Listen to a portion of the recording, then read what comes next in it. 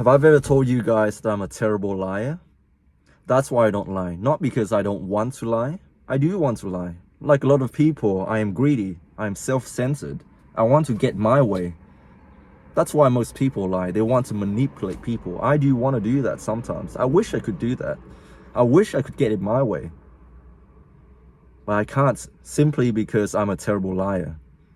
Once I start lying, it's very quick for people to find out that I'm lying. It's very quick. It's very quick. My mom especially, she has this instinct within her. I think all mothers are like that. All mothers have this instinct. They can tell when the child is in danger, the child is lying. They can tell that simply by being a mother. They just have this instinct. Why did I say this?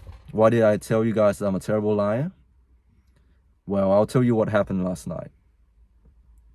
I told my mom the partial truth of why I went out last night. I went out last night because I had to go to a friend's house to do an exam for my Bible study class. My mom, she's anti-religion. I grew up in a Vietnamese household post the Vietnam War. I won't get into too much politics because it's just politics, man. I can't talk about politics. You guys already know what I do for a living. You guys already know my affiliations, my connections. I can't talk about politics. I simply cannot. I need to maintain this positive image. And I can't talk about bad things either. I shouldn't. I shouldn't anyways. What do I gain out of this? What do society gain out of this? Yeah, I grew up in a post-Vietnam War family. And the Socialist Party of Vietnam advocates against any sort of organized religion. And so, you know, my family is not religious. Not by choice. We were born into it. So yeah, we don't have a belief in God. We don't have a belief in eternal life. We call ourselves Buddhists, but we're not really Buddhists because we don't really believe in reincarnation. We don't believe in anything. We have no hope. Just hope for what is right here, right now. What's going to happen tomorrow? How are we going to get our bellies full? Where are we going to get food? That's what we worry about. Which is fair enough. Anyways, I told my mom, I'm going out with friends. I'm just going out with friends tonight. I'll be back. Yeah, that was satisfactory, right? I told her the partial truth. I didn't tell her the full truth because I can't lie. But then, as I've said before, mothers have a very powerful instinct. Man, I'm a grown adult, but my mom still worries about me. Even when she was back in Vietnam. I've just realized my mistake. Because last night, after doing the exam, it was hard, by the way. I'm pretty sure I failed that exam. I didn't study for it, firstly. Secondly, my conviction is not that strong. I don't find it necessary to be a bookworm on the Bible and to know every single thing, every single verse. But I'm just saying this because this is my journey. This is where I am right now with my journey of faith. All of these students, they've been around people of God their whole life. People who believe in God their whole life. Going to church every Sunday, reading the Bible every day, going to mass, praying, fellowship, youth camp. They've grown up with that stuff their whole life. They've been around people who talk about God their whole life. And I'm basically an atheist turning into a Christian. So I can understand why I'm like this. I'm not saying that this should be the standard. I'm here, I'm studying because I want to know about God, you know? That's why I'm studying, and I have a long way to go. But I'm only saying this because I'm just saying the reason why I feel like I didn't do very well because I didn't take this seriously enough. I'm not there yet. I'm simply not there yet. But I'm getting there. I want to know about this, and I will take it more seriously. But yeah, I was doing the exam, and then afterwards, I feel really bad about it because I'm pretty sure I failed it.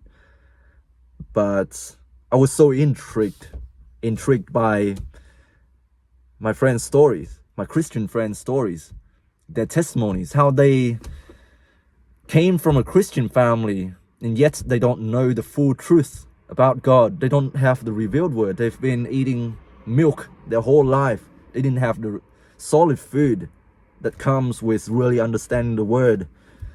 And when they came to Bible study, their life changed. Their lives completely changed when they have this truth. When they know about the tree of life and the tree of knowledge of good and evil, when they know about the parables, their lives completely changed. Me personally, my life completely changed when I studied the Bible and I understand some of these parables. I thought God put the tree of the knowledge of good and evil in the Garden of Eden to trick Adam into eating the forbidden fruit. I thought God poisoned Adam. I thought God was the bad guy here for tricking Adam. That's not it. You know who put the tree there? The devil did. What is tree? Tree is a parable. It's not a physical tree. It's not a physical tree, you know? Sure, it might have been a physical tree in the Garden of Eden, but it alludes to something else. It's a prophecy. Tree is a person, an organization. Tree comes from the seed. Seed is the word being planted into the field. Field is the heart. From the seed grows into the tree. When a person receives the word, they are born again of the seed. They receive the word, the inner person born again of the seed. And that's why there are two trees in the Garden of Eden. Tree is basically a pastor, someone who is in the power of authority to be able to give the words to the masses. Adam was not the first man to be created in the world. There are other men. There are other women. Adam was the first chosen person of God. Anyways, I'm getting off track here. Anyways, my mom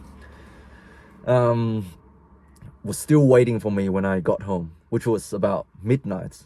And I looked at my phone and there's all of these missed calls, all of these missed messages. I was so busy talking to my friends, I didn't realize. That was my mistake because my mom was worried sick about me, a grown adult man who can bench press 100 kilogram, who can squat 160 kilogram, who can deadlift nearly 200 kilogram. She's worried sick about me. She worried that I was joining a terrorist group or something. I was becoming radicalized. I was out there preaching to the masses. I mean, I'm already doing that on YouTube, which is a terrible thing. I shouldn't be doing that. I don't know everything. It can be a dangerous thing for me to do. But she's worried about me. She's worried that I might be turning away from the family, forfeiting all of these traditions, giving up on family traditions, and forgetting about our legacy, what my ancestors have done to bring me to where I am here today, betraying the Vietnamese socialist. I shouldn't be saying this. It's so political. But yeah, she's worried about me. But I'm so glad that we had the conversation. She knew that what I told her, just going to a friend's house, was not the truth, not the full truth. And I got found out. And I can't lie, man. I can't lie. I have to tell the truth. And we had a long conversation, just heart to heart, mom and son, talking about this stuff. We came into greater understanding, and I'm so glad I've had this conversation with my mom and got to know her better. I know why she's worried. I'm able to explain to her a little bit, telling her my point of view, what I think about God, what I think about my family. I still love my family. I still love my people. I still consider myself to be a Vietnamese. Just because I believe in God doesn't mean I have to cut out all of these things in my life. I'm not gonna abandon all of my friends just because I hang out with these Christian friends now. Just because I hang out with the Christians and studying the Bible doesn't mean I'm gonna give up all of my traditions. No, quite the opposite actually. I've come to appreciate my people, our culture, the Socialist Party, even more. They gave us some sort of protection. You know, we got to where we are today because we believe in something. And that's a beautiful thing. We have to believe in something. We have to have a belief. But I think the ultimate truth is God, still. I'm not denying all of the good things that our people have done. Yeah. All of the good things that my ancestors have done. I'm not denying any of that. I'm acknowledging that. When I acknowledge that there is an ultimate good out there in the world, God brought me here. God brought me to these people. God gave me this family. I'm so thankful for them. Anyways, if you're still watching, I hope you're doing well. Stay strong. God bless. I love you all. And I know I put a lot of gym footage on my videos, but I don't even talk about lifting weights. I don't know. I'm just showing you guys what I do in the gym. Let me know if you want me to share my thoughts about programming, lifting, whatever. Comment down below what you're interested in, what you want me to talk about. I'm just gonna take that into account, but at the moment I'm just sharing whatever that is on my mind. And I hope you enjoy. I hope you find some value. Until next time, God bless. I love you.